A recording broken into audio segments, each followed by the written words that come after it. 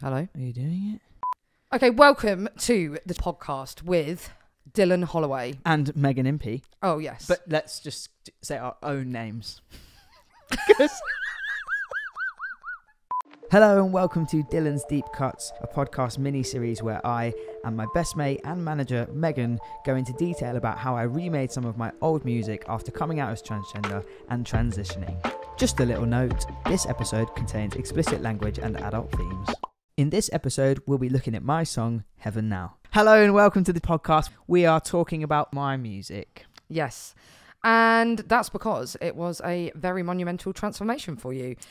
We are going to be listening today to the track Heaven Now, the original version. And Dylan's version, my new version. Exactly.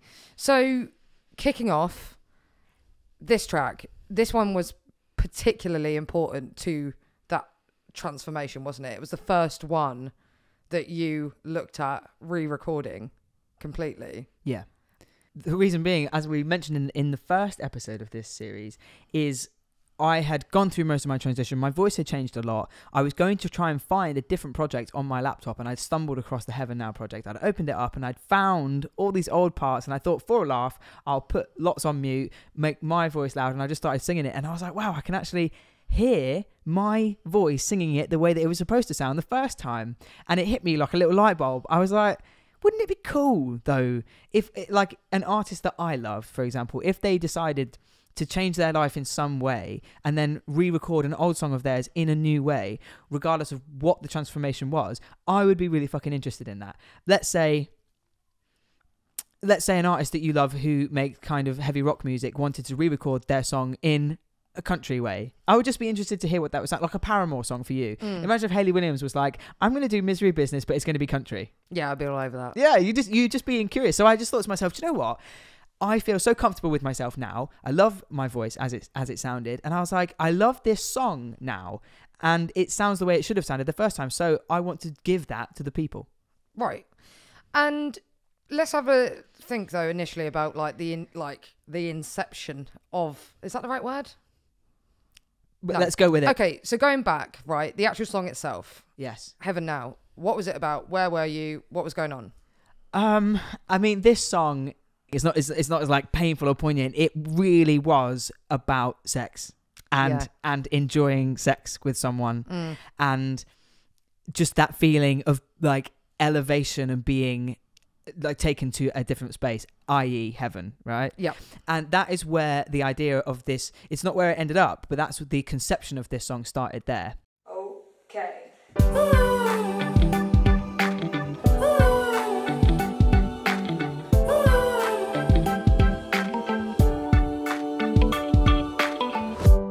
You made the liquor hit quicker. Soft apple lips tempt mine. And in a midnight shiver, your religion feels so damn right. A devilishly look in your eyes. I'm a martyr for the good times. You bring me to my knees. I'm your sacrifice. I worship your body and soul. Salvation is locked in your love. Born again every time I'm touching you. Praying to another God. I found the honor in my hands and your body. And if you're sinning, I'm a sinner, so what? We're in heaven now. And now I'm praying to another God. I found the honor in my hands and your body. And if you're sinning, I'm a sinner, so what? We're in heaven now. Ooh. Heaven now. Ooh. Heaven now. Ooh. Heaven now. Baby, we're heaven now. Jealous stars are watching on at my faith inside you. You're screaming for a kingdom come, a little death to crucify you. I worship your body and soul. Salvation is locked in your love. Born again every time I'm touching you, yeah. And now I'm praying to another God. I found the honor in my hands on your body. And if you're sinning, I'm a sinner, so what? We're in heaven now. And now I'm praying to another God. I found the honor in my hands on your body. And if you're sinning, I'm a sinner, so what? We're in heaven now. I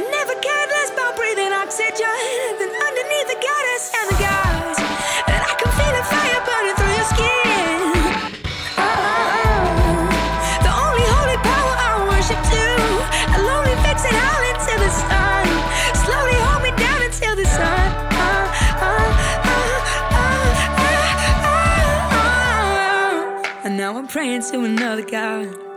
I found the founder in my hands on your body. And if it's sinning, I'm a sinner, so what? We're in heaven now, heaven now. And now I'm praying to another God. I found the founder in my hands on your body. And if it's sinning, I'm a sinner, so what? We're in heaven now. And now I'm praying to another God. I found the founder in my hands on your body. And if it's sinning, I'm a sinner, so what? We're in heaven now, heaven now. And now I'm praying to another God. I found the founder in my hands on your body. And if it's sinning, I'm a sinner, so what? We're in heaven now, heaven now. Heaven now. Heaven now.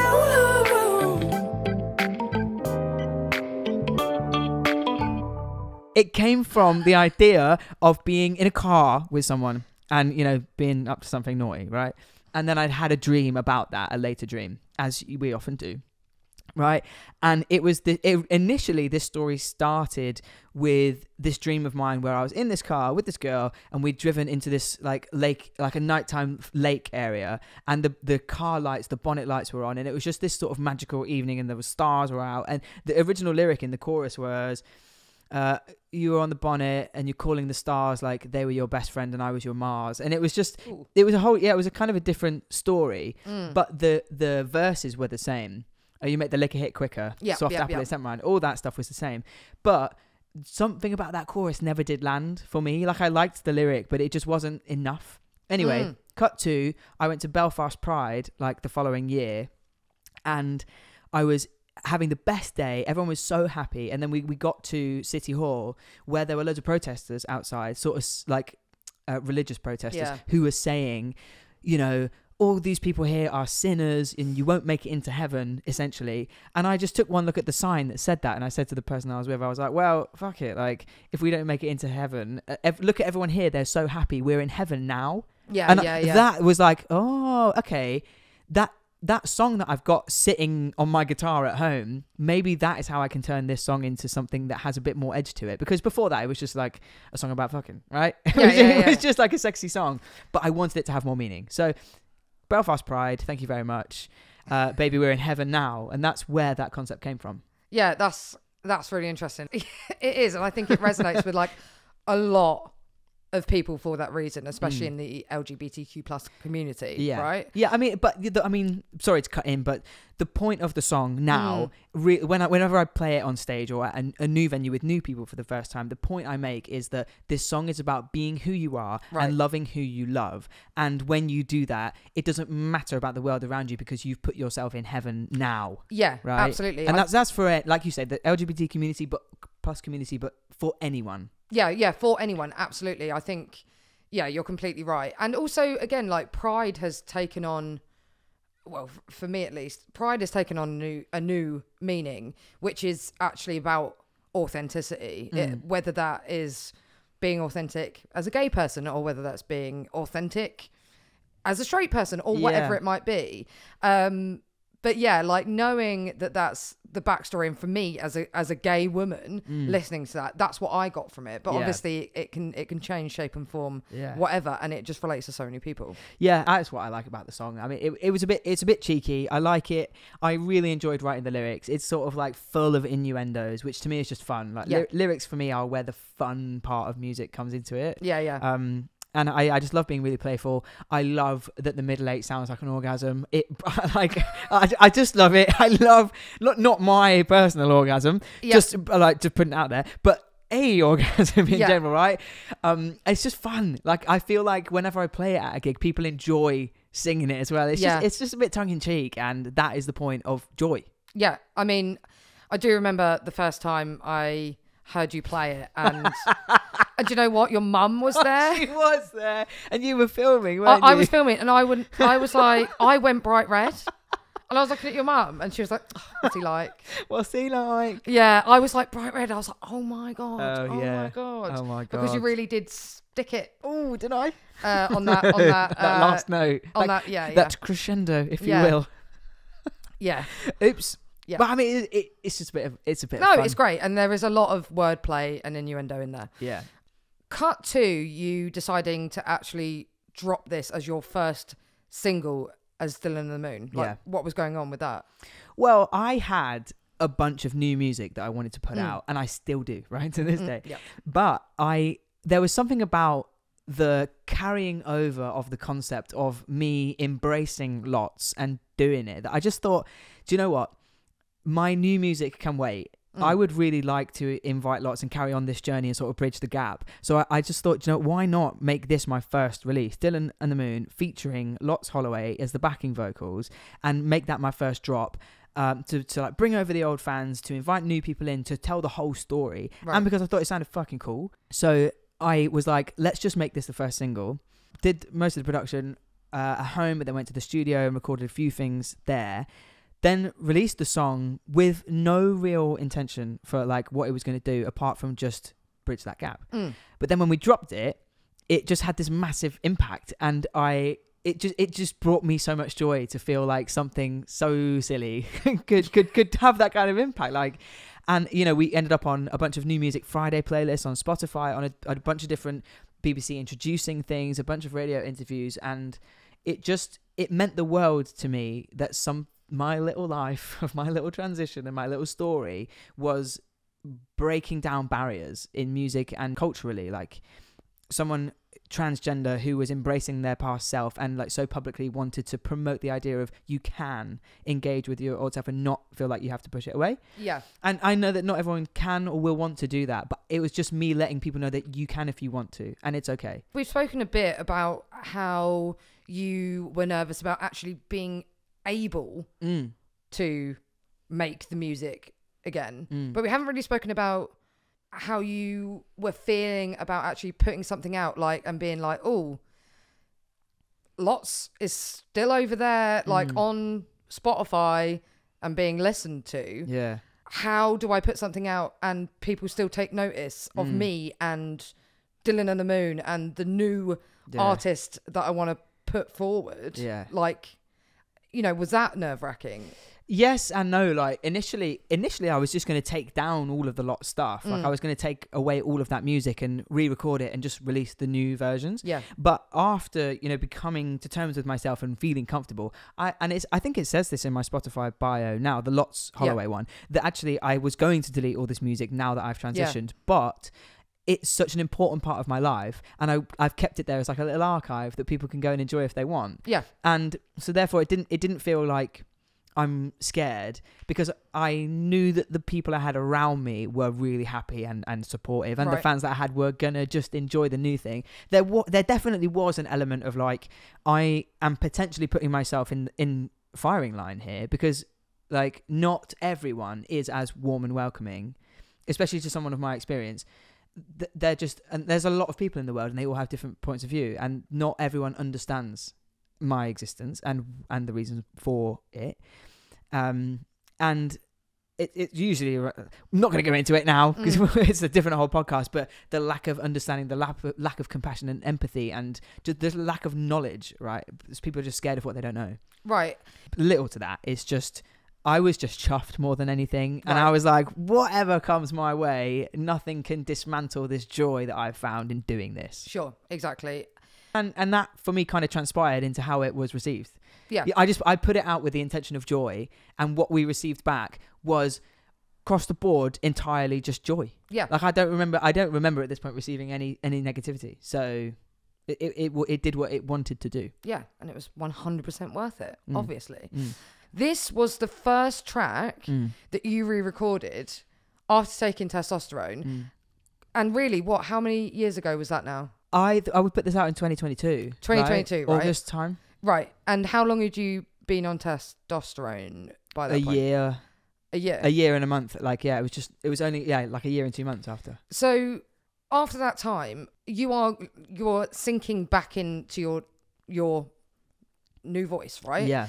Well, I had to wait, like, because obviously my voice was changing. I couldn't really. I wanted to record stuff. The thought had come to me like halfway, like I don't know, 5 or 6 or 7 months in. That's when I found this project, and I was like, oh, I feel like I want to do this. Yeah.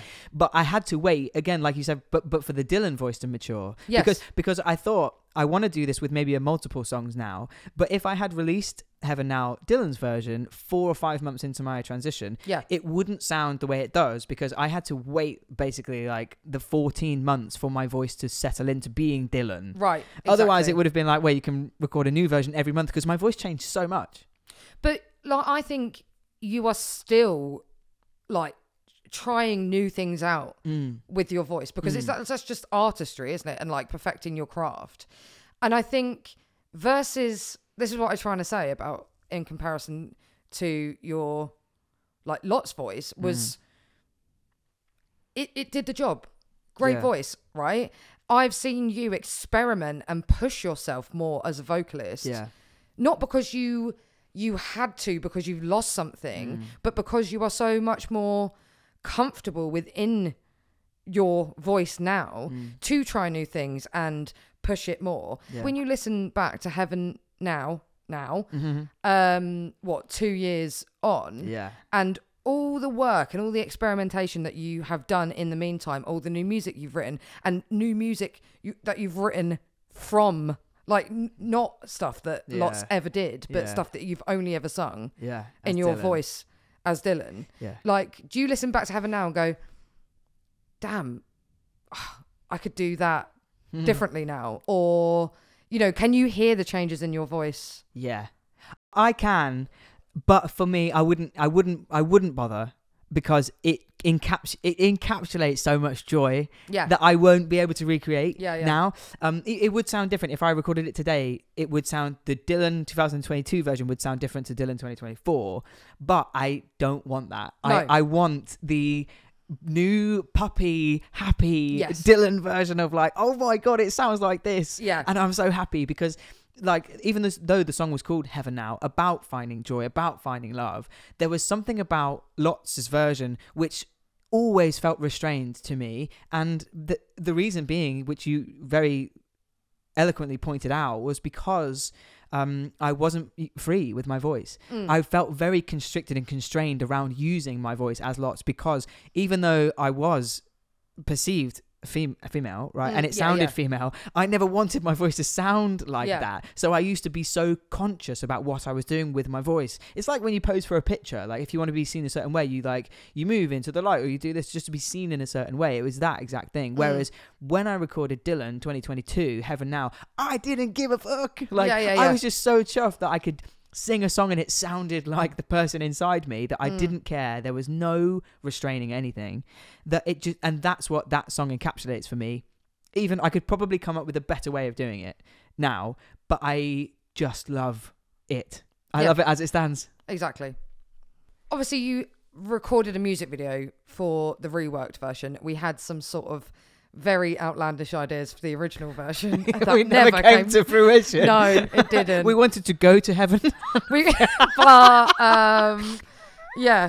And the only place we ended up was Heaven, the nightclub, and neither of us can remember what happened. So that's a story for another time. Yeah, no, we actually did want to shoot this in a church, but for obvious reasons they didn't agree, and then it all just went down the pan. But anyway, I've forgotten about that. Which we tried to tell the vicar about the plans for our video, and he's like, "What's your song about?" It's like, love, God. Yeah. Oh God. Yeah. Oh God. Sorry. Oh yeah.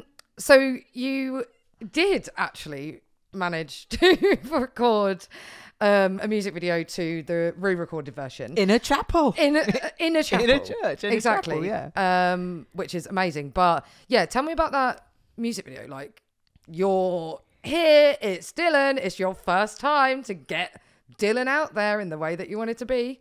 Yeah, half naked. That's and I did it. Yeah. Do you know what? That you've pretty much just summed it up. It was my presentation to the world of, here I am Dylan and the Moon, and this is my new project. This is how I look. This is how I sound. Look at how happy I am, and get the fuck on board. Basically, it's the story I wanted to tell. And I shot it with one of our really good friends, Nelly, and it was just an incredible day. Obviously, I felt very comfortable because Nelly's one of my best mates. Yeah.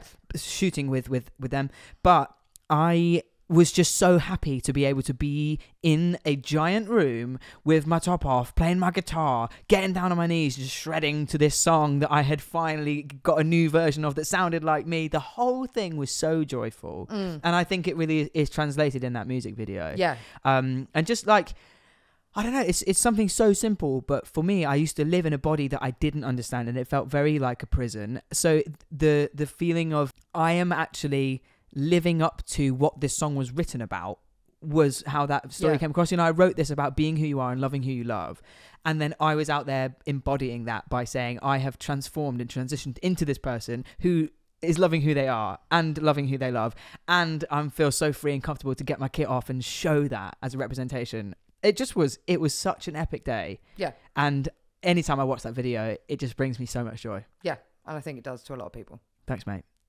I didn't say it.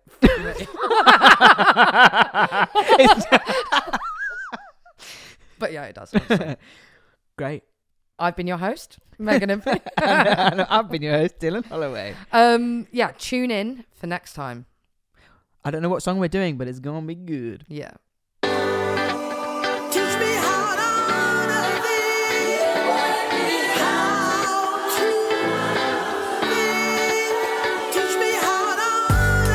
Make the liquor hit quicker. Soft apple lips tempt mine, and in a midnight shiver, your religion feels so damn right. A devilishly look in your eyes. I'm a martyr for the good times. You bring me to my knees. I'm your sacrifice. I worship your body and soul. Salvation is locked in your love. Born again every time I'm touching you, yeah. And now I'm praying to another God. I found the honor in my hands on your body. And if it's sin, I'm a sinner, so we're in heaven now. And now I'm praying to another God. I found the honor in my hands on your body. And if it's sin, I'm a sinner, so we're in heaven now.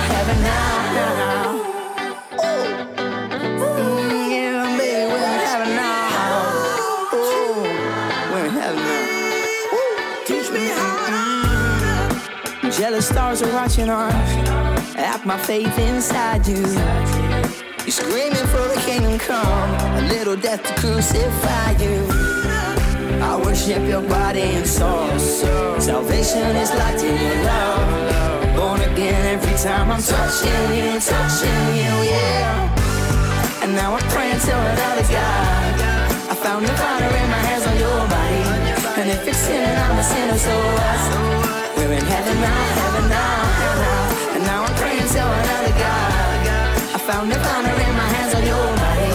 And if it's sin, I'm a sinner, so we're in heaven now. I never cared less about breathing oxygen than underneath the goddess and the gods. And I can feel the fire burning through my skin. The only holy power I will worship to. A lonely vixen howling to the sun. Slowly hold me down until the sun.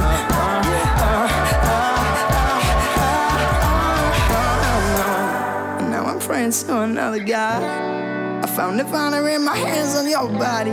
And if it's sinning, I'm a sinner, so we're in heaven now. And now I'm praying to another God. I found the honor in my hands on your body. And if it's sinning, I'm a sinner, so we're in heaven now. And now I'm praying to another God. I found the honor in my hands on your body. And if it's sin, I'm a sinner, so we're in heaven now. And now I'm praying to another God. I found the honor in my hands on your body. And if it's sin, I'm a sinner, so we're in heaven now. Yeah, baby, we're in heaven now. Oh, honey, we're in heaven now.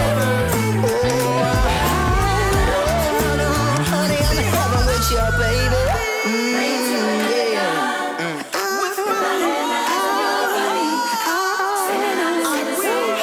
with your honey, baby, yeah. Thank you for listening to Dylan's Deep Cuts. Keep an ear out for more episodes in this series by hitting the follow button, and feel free to come find me online at Dylan and the Moon. Have a nice day.